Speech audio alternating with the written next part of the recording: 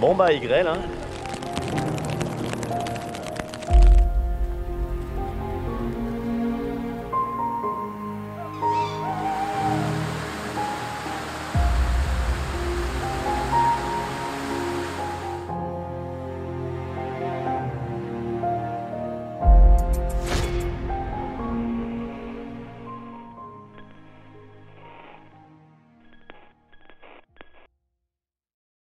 Pour le deuxième épisode de mon trek de cet été, je pars faire le tour des glaciers de la Vanoise. Le parc de la Vanoise se situe dans le sud-est de la France, en région Auvergne-Rhône-Alpes, entre la vallée de la Tarentaise et celle de la Maurienne, dans les Alpes françaises. Il est d'une superficie de 534 km². Ce massif est composé d'une quarantaine de sommets à plus de 3000 mètres d'altitude. Il abrite aussi d'importants glaciers, tant en nombre qu'en taille. La faune et la flore du milieu est très diversifiée. On retrouve parfois des espèces assez rares et fragiles. Allez, on débute la journée, il est pas très tôt, il est 11 h et on sort de Pralognan en Vanoise. C'est chaud? Ouais, carrément chaud. Voilà, on est parti pour une bonne journée de marche. Pour cette aventure, je n'ai pas voulu partir seul et j'ai donc proposé à un vieil ami, qui a bien sûr accepté. L'aventure est parfois meilleure quand on la partage. Bon, on commence ce matin par traverser une belle forêt. L'avantage c'est qu'on reste un peu à l'ombre. On tombe vraiment en période de canicule, hein. Donc on va se taper des bonnes chaleurs et je pense qu'on sera toujours mieux en montagne perché que pour certains en ville. Donc bon courage à vous, surtout si vous regardez cette vidéo bien au chaud dans votre appartement. Au moins peut-être que cette vidéo pourra vous apporter un peu de fraîcheur.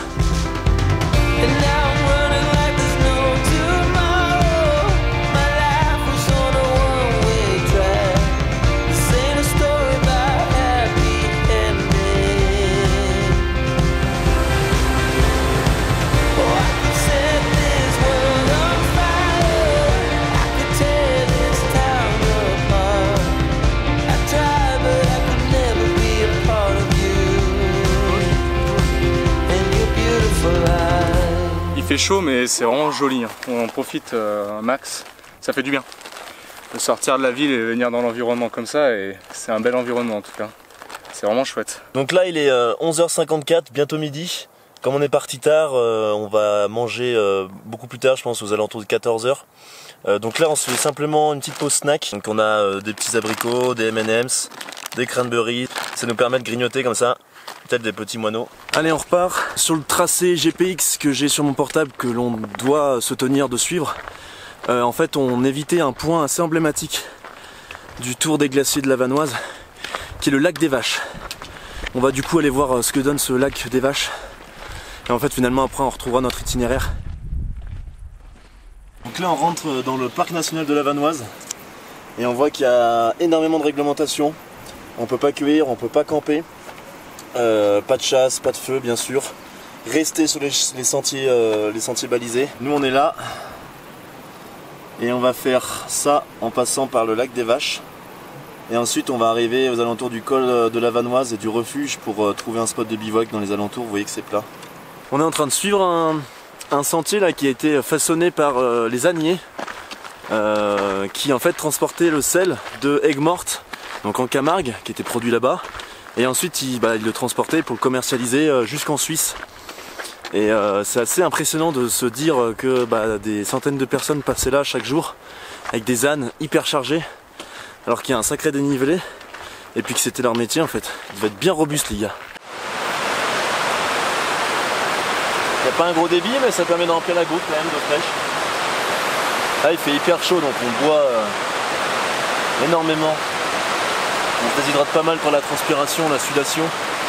Et on perd beaucoup de sel aussi, donc c'est pour ça que c'est important de manger des plats salés, genre lyophilisés et tout, et même de rajouter du sel si on peut. Allez, c'est reparti.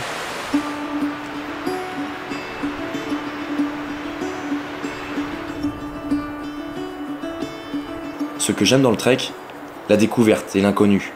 Chaque pas te fait découvrir de nouveaux paysages. Et chaque fois que j'explore un nouveau massif, je ressens toujours la même excitation.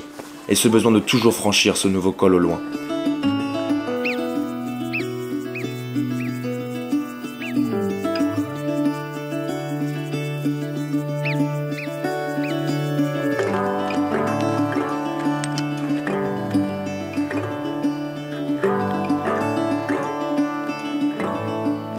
On est devant notre premier glacier visible donc on peut voir donc, sur notre trek donc, qui s'appelle le glacier des Grands Couloirs. Là actuellement on est dans une vallée glaciaire, hein, donc une ancienne vallée glaciaire.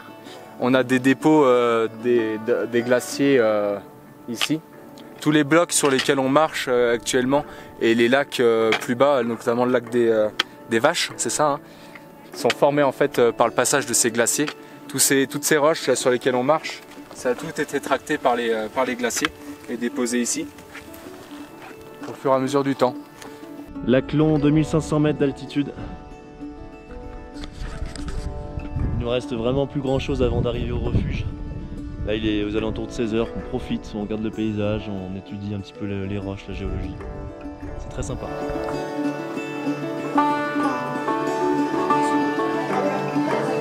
Quel plaisir de déguster une bonne bière artisanale à la fin de l'étape. Là c'est une mousse du Dahu, délicieuse. Allez, on sort d'une bonne pause au refuge du col de la Vanoise. On a pu faire un petit point météo aussi, n'hésitez pas dans les refuges, mais normalement ils sont dans l'obligation de vous faire un petit point météo. Ou alors c'est carrément mentionné là il y avait un affiché sur un mur. Donc normalement on ne devrait pas se taper de pluie. Ça va changer du trek du Montabor que j'ai fait en solitaire le mois dernier, le premier trek de ce projet. Ok, il est 18 h 30. Fin de la première étape, on s'est posé à proximité du lac Rond, là où on va sûrement rester ce soir pour dormir. Le bivouac dans la Vanoise, c'est vraiment quelque chose qui est réglementé assez sévèrement. On n'a pas le droit de bivouaquer normalement, à moins de le faire proche des refuges ou de dormir dans un refuge. On va poser sortir nos sacs de couchage, nos matelas, voire nos tentes à la tombée de la nuit et on les enlèvera au lever du jour. Et normalement il ne devrait pas y avoir de soucis. Ça fait plaisir de se poser un petit peu, on a le temps de profiter du lac pour se doucher, faire une petite lessive. Et là on va ouvrir quelques lyophilisés puisque en fait aujourd'hui on n'a pas fait de réel repas. On n'a que utilisé les snackings qu'on a emportés, donc des graines et tout. Ça l'a bien fait, mais là je pense que tous les deux on a envie d'un vrai repas, d'un vrai petit plat chaud là.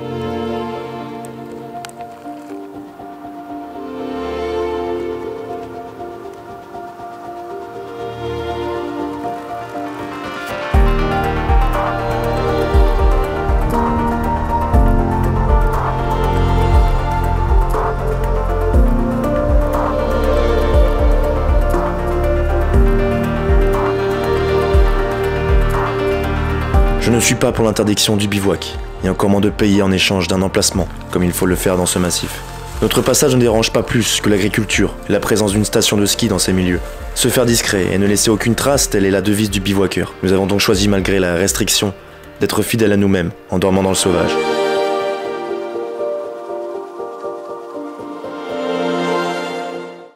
Réveil du premier bivouac de cette aventure, on a dormi à la Belle Étoile et c'était vraiment cool. On a eu un légèrement trop chaud à un moment, il y a eu un peu de rosée par contre, il va falloir qu'on fasse sécher un peu nos sacs de couchage.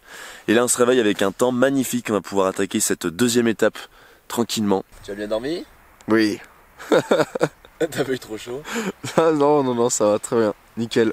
Allez, on a plié le campement, on est reparti pour la deuxième étape. Aujourd'hui on a 15 bornes à peu près, avec 500 mètres de dénivelé négatif et 200 mètres de dénivelé positif. Donc ça reste une étape encore plutôt accessible, même si nous je pense qu'on va essayer de prendre un peu d'avance sur les prochains jours. Et il y a particulièrement du monde aujourd'hui sur le chemin.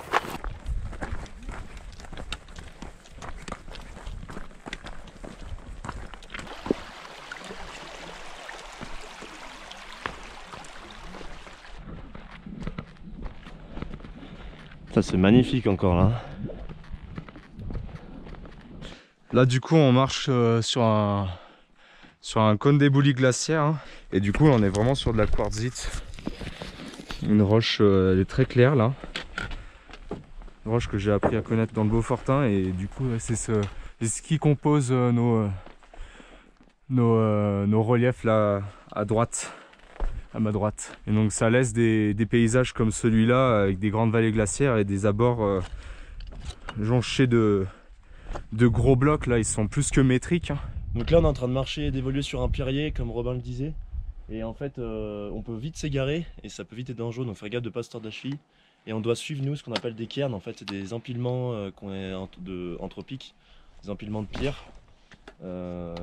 Pour repérer le chemin d'assez loin, parce qu'il n'y a pas de panneau, il n'y a pas de marque, il n'y a vraiment que ces cairns. On va essayer de vous en trouver un pour vous en montrer. Donc là on voit, on a le petit sentier là, on va suivre toute la combe. On va passer sous le glacier qui est magnifique là. Et après je pense qu'on va passer derrière. Il nous reste une bonne trotte pour aujourd'hui quand même. Et là il est 10h50.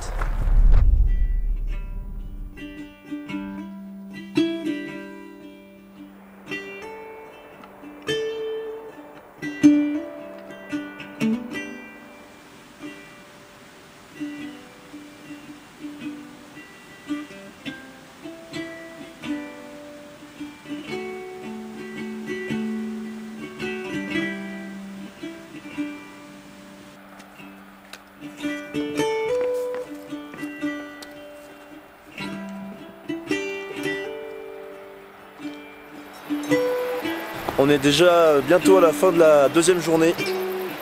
On vient tout juste de quitter le refuge de l'Harpon. Très beau refuge. On a pu boire une petite bière, puis j'ai eu l'occasion de discuter avec pas mal de monde, notamment des abonnés, donc c'était assez sympa et assez marrant. Ah, on me répond. Sacré troupeau de brebis là, il y a même des chèvres au fond. Et ça se voit qu'il y a du loup par ici parce qu'il y a énormément de patous ou de chiens qui gardent le troupeau et qui le défendent. On va les laisser tranquilles.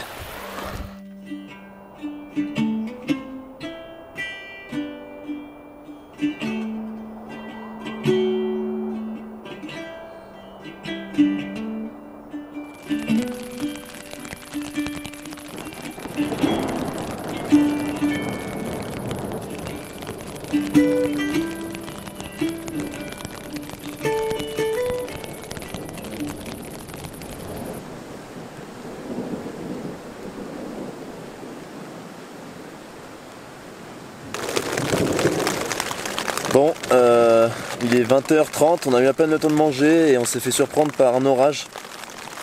Du coup là on s'est réfugié dans nos tentes et puis on va boire une petite tisane tranquillement, chacun de notre côté, pour finir la soirée. Et puis on va s'endormir parce que de toute façon on est un peu bloqué là, on va rester au sein de la tente. Ça nous permettra de bien se reposer pour la journée de demain qui sera un peu plus importante. On a pas mal de bornes de demain donc voilà, il va falloir qu'on soit en forme. 6h45 du matin, on est debout et puis on se fait un petit déjeuner pour repartir sur notre troisième étape.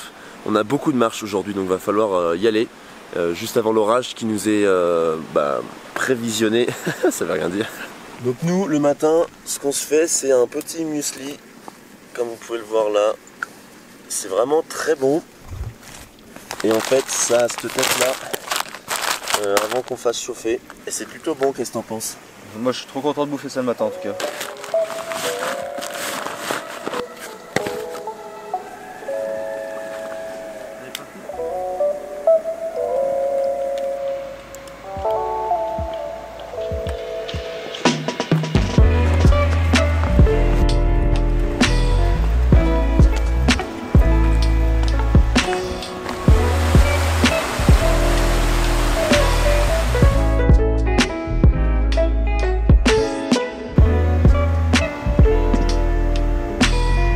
Il y a un petit patou qui nous fait obstacle là. Il y a son troupeau juste en bas. On va voir si on se fait pas chiquer en passant. Donc là on est sur l'itinéraire du GR5, donc la traversée des Alpes, GR que je veux faire depuis très longtemps. Mis à part ça, on vient quasiment du refuge de l'Harpon qui est à 3h30. On s'était avancé un petit peu, rappelez-vous, hier soir pour bivouaquer. Et nous on va en direction du refuge de Plan Sec qui est à 2h30.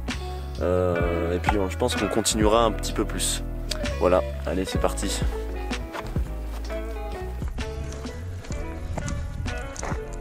On voit notre destination finale là-bas, enfin surtout la grosse étape de ce trek, qui est un col à pratiquement 3000. Alors je vous cache pas que j'ai oublié le nom.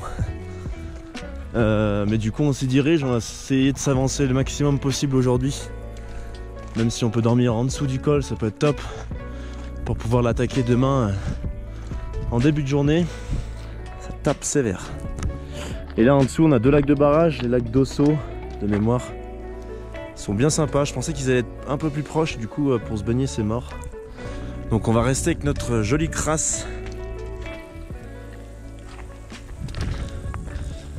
Bon, on a un dilemme là, c'est que comme on est détaché des refuges, soit on continue jusqu'au chalet du fond d'Osso, et là on essaiera de trouver un spot autour, soit vu qu'il est que 13h10, et ben on se tape le col qui culmine à 2900 et quelques, et puis on redescend après et on se pose en bas pour pouvoir s'avancer pour demain, et comme ça avoir une petite étape sympa demain matin. On va voir. Mais là pour l'instant on est en forme physiquement, le moral c'est cool, donc je pense qu'on peut en profiter pour avancer. T'as décampé à quelle heure du refuge? Ouais. Ah, c'est parti plus tôt là, on va y arriver plus tôt. Je pensais avoir pris pas mal d'avance en fait. Ouais, mais en fait moi j'ai un peu flippé par rapport à l'orage. Ah, je pense que tout le monde est parti plus tôt du coup. Bon, 14h30, je vous fais un petit point. On a décidé de poursuivre et d'entamer la 4e étape aujourd'hui. Donc là le but c'est de rejoindre dans un premier temps le refuge d'Ossois et de passer le col d'Ossois avant de se prendre un orage sur la gueule, puisqu'ils annoncent un bon orage en fin de journée. Donc on va espérer au moins passer le col, donc les crêtes, avant qu'on se prenne l'orage, histoire d'un peu d'éviter le danger. Juste en bas on perçoit le refuge d'Ossois, et nous le but c'est d'effectuer le col d'Ossois qui est juste en haut là-bas. Il nous reste une bonne trotte encore, et l'orage qui est juste derrière quoi.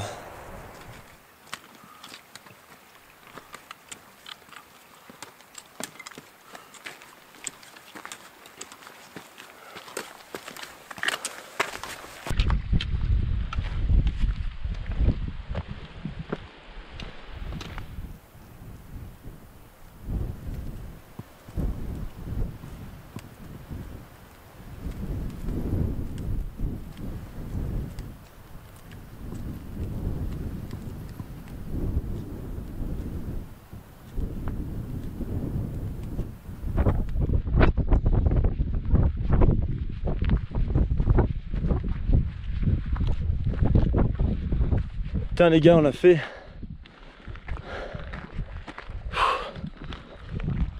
2910 mètres, presque 3000 mètres. 2916 exactement, col d'Ossois. Bravo Dépend. Merci. Bravo. Vu,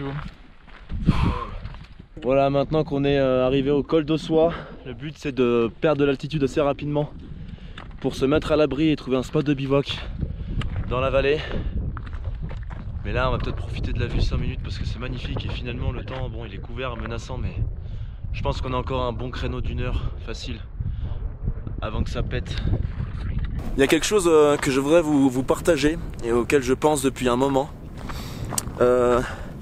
C'est à quel point la marche en fait ça traduit aussi, ça peut se comparer à un vécu et à la vie. Dire que là je vous parle, je suis dans le moment présent, je regarde des paysages, je vois des choses, je vis le moment présent. Derrière moi par exemple au col, et derrière le col j'ai laissé des souvenirs, c'est le passé. Voilà, j'ai vécu des choses et maintenant j'avance, je vais devant ce qui est juste là-bas.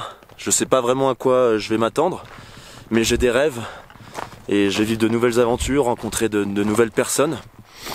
Et voilà, si je reste là dans le moment présent, c'est cool. Peut-être qu'on se sent plus en confiance, puisque les rêves, le futur fait peur en soi, on avance vers l'inconnu. Mais si je reste là, par exemple, je vais me prendre l'orage, donc je peux pas vraiment rester là. Je suis obligé d'avancer. Et reculer dans le passé, c'est pas non plus une solution. Donc ça peut se traduire dans la vie de tous les jours du fait de, en fait dans la vie il faut avancer et laisser le passé de côté tout en tirant des expériences, des leçons de vie. Mais voilà, un pied devant l'autre, tu avances. Petite minute philosophie. Ça grêle, ça grêle. Ah la vache!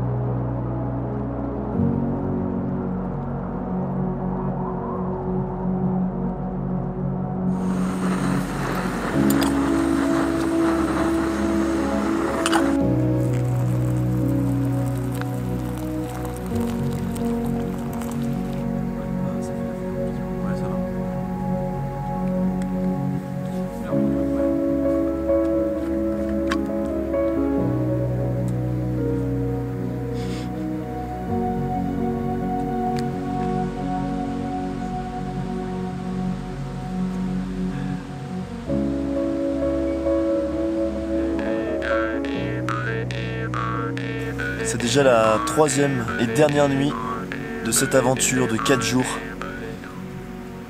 Il fait pas chaud là, on est juste en dessous des glaciers à 2400 mètres d'altitude. Donc il fait aux alentours de 8 degrés, il y a un vent assez frais. Là les nuages menaçants sont vraiment partis, laissant place au ciel bleu. Donc c'est cool puisque demain on va avoir un très beau temps pour finir cette belle aventure quoi. Ça c'est top.